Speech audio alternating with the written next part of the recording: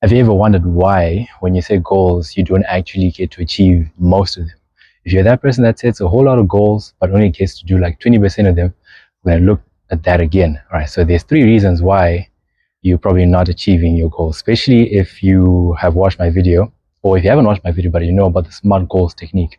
If you haven't watched that video, you can go ahead. I'll put the link in the description so you can go check that out. I would advise you actually go have a look at that first before you come to this one. If you were here for this video specifically about the goals, and if you want to fix why you're not getting 100% of the accomplishment that you want in your goals. So three easy reasons. I have to do this quickly because I have to get to a class right now. The first one is you're not setting enough of an intention, or you're not putting enough energy into setting an actual intention. Basically, you're not putting enough willingness into tackling your goal. Maybe your goal is more of a want and a wish than it is a goal that you actually want to get done. Okay, and you want to turn it into, so the first thing you want to do is want to turn it into less of a wish and more into an actual objective that you're saying to yourself, I really want to get this done.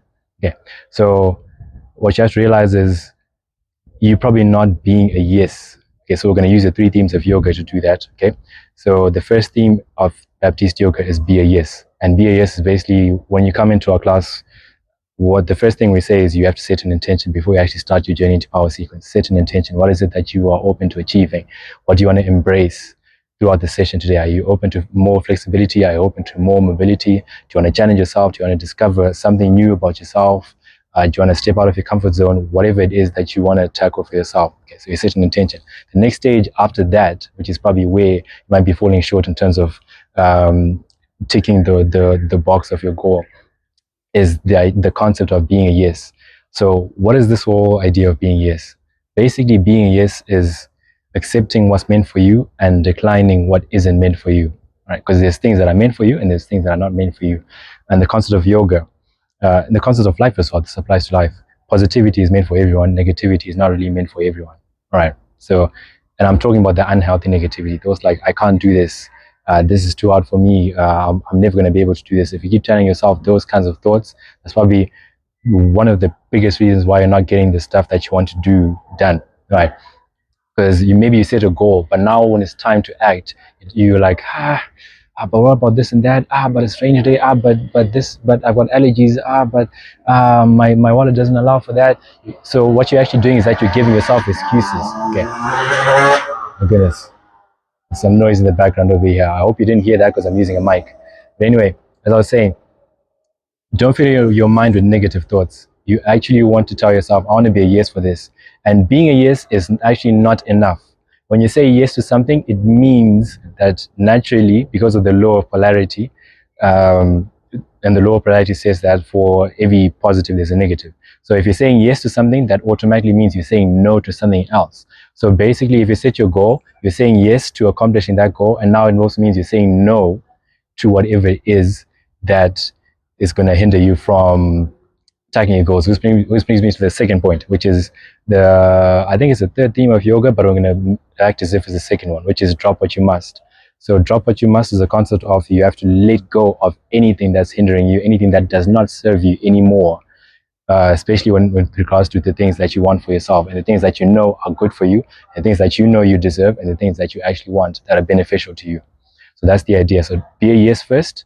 Be so willing to tackle your goals that you're not going to allow for any excuses. And in terms of allowing for any excuse, say a no. Whenever that thought comes to your mind, that excuse comes to your mind, you immediately say no.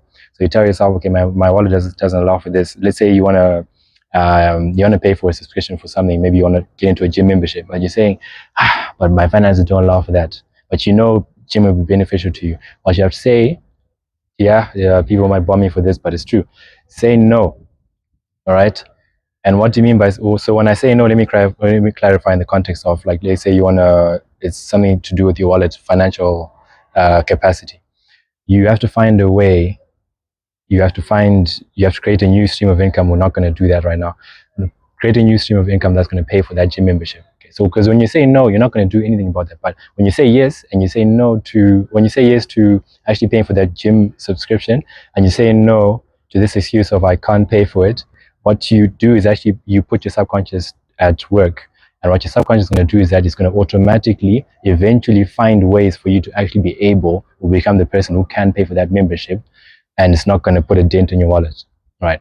So the moment you say no to those excuses, any thoughts that are going to hinder you, if you're in the context of, if you're in a yoga class, you're on the mat to give you a pose, then you think, this is too difficult for me. The moment you say that, the body's going to register that, and it's not your own body is not going to allow you to do that pose, no matter how much you try.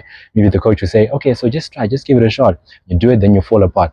The reason why you fell apart is not because you can't do it, it's because you told yourself you can't do it. You said no. You said yes to stepping onto the mat, but now you're saying no to the things that are being given to you on the mat that are going to be beneficial to you. So that's the second thing. Third thing is, okay, now you've got this down, you've got the BAS, got the come from your ready now. Now you need to drop what you must. You need to come from your ready now. Okay. So a lot of the times you might have said yes, I'm going to do this, and no, I'm not going to allow for this because this is not going to help with where I want to go.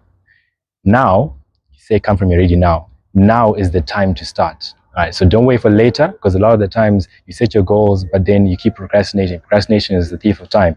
And now the more you lose time, the harder it's going to be to come back and to actually get that goal done, because every time you think about it, you're going to have that procrastination energy coming back. So don't even allow, is another way to say no to procrastination. Don't allow for it to happen.